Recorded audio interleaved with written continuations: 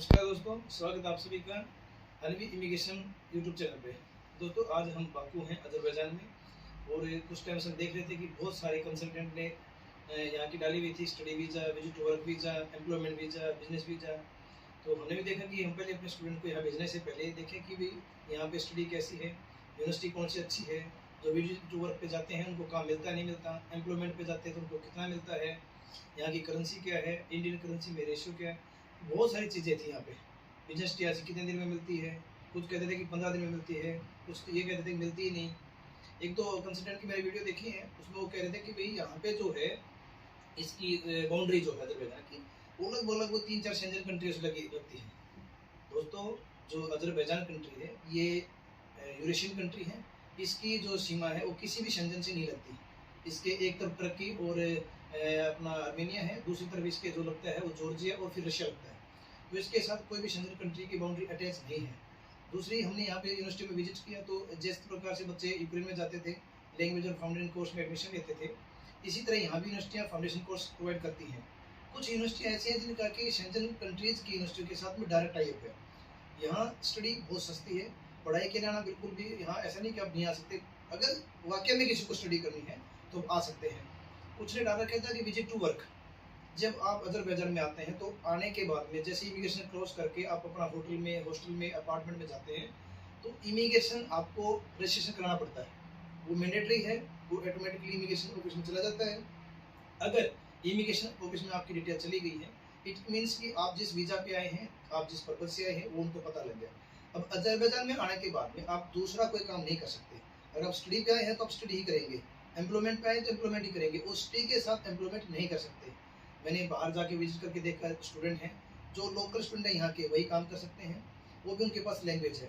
अगर बाहर का स्टूडेंट है, इंडिया का है, पाकिस्तान का है, बांग्लादेश का है, तो उन स्टूडेंट्स का वो अलग से पहचान लेते हैं।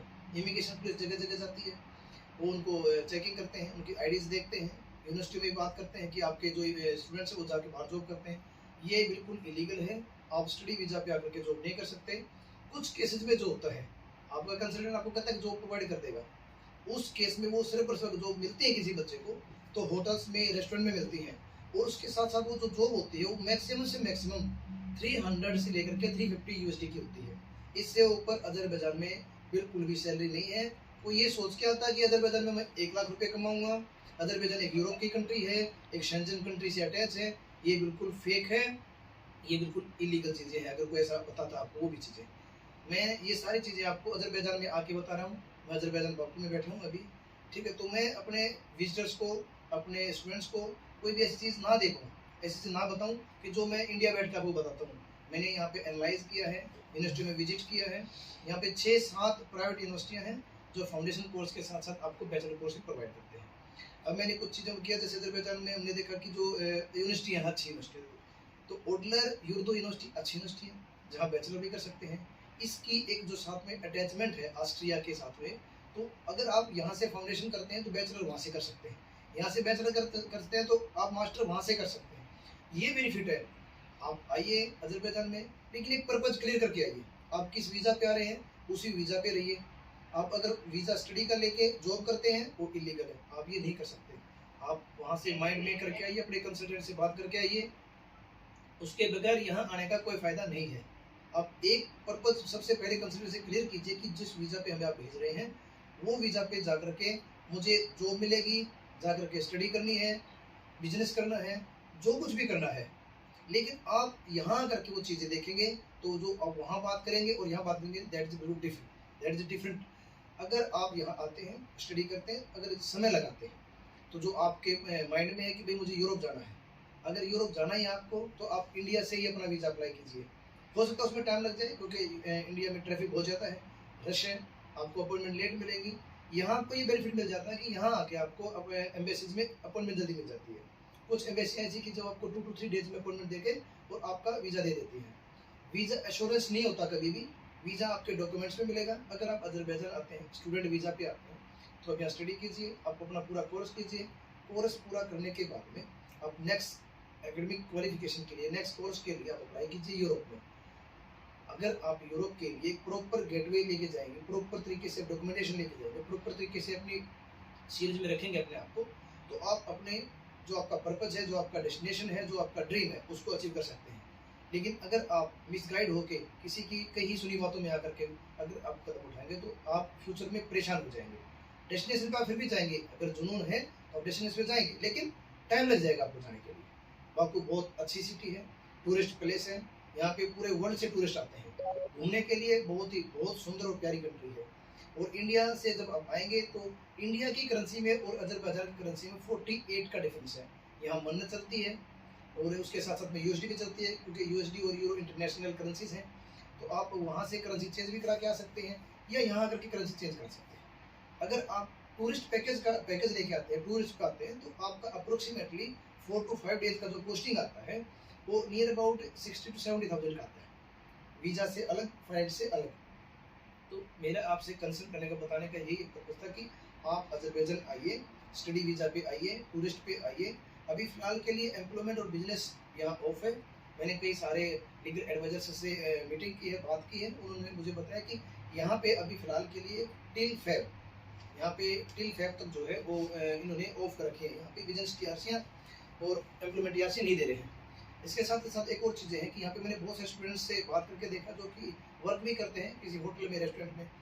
जो स्टूडेंट यूनिवर्सिटी में स्टडी वीज़ा के साथ साथ जॉब करता है वो किसी होटल और रेस्टोरेंट में अंदर जॉब करते हैं, बाहर जॉब नहीं करते। क्योंकि कई सारे कहते हैं टैक्सी चला सकते हैं, आप चला ही नहीं सकते। अब गूगल ट्रांसलेट भी ऑन करके देखते हैं तो आप लैंग्वेज को पकड़ ही नहीं पाएंगे, क्योंकि लैंग्वेज यहाँ रह के सीखी जाएगी। फाउंडेशन कोर्स लीजिए, लैंग्वेज कोर्स लीजिए, यूनिवर्सिटी अटेंड कीजिए क्लासेस, आपको लैंग्वेज आ जाएगी। कुछ केसेस में क्या होता है कि कंसल्टेंट आपको कहता है कि आप टैक्सी ड्राइवर की जॉब कर लेंगे, इम्पॉसिबल, नहीं कर सकते आप टैक्सी ड्राइवर की जॉब, क्योंकि आपको लैंग्वेज बैरियर आएगा। और इमिग्रेशन पुलिस जगह जगह चेकिंग करके आपको डिपोर्ट कर देंगे। Deportation one time from Baku, it means आप बाकू में फिर दोबारा आ ही नहीं सकते। तो ऐसा कोई भी काम ना करें, ऐसा कोई भी स्टेप ना लें जिससे कि आपका पासपोर्ट भी खराब हो और आपका करियर भी खराब हो। आप वहीं से पूरा सोच के कंसल्टेंट से बात करके, बहुत सारी वीडियोज़ हैं, मैंने देखा है। पहले मैं जब इंडिया था मैंने देखा वहाँ पे वीडियोज़ को। बहुत सारी चीज़ें ऐसी हैं कि कंसल्टेंट ने बिना कुछ इन्फॉर्मेशन लिए, बिना यहाँ आके देखे, बिना यहाँ से किसी लीगल एडवाइजर से बात किए वो ऐसे डाल दी।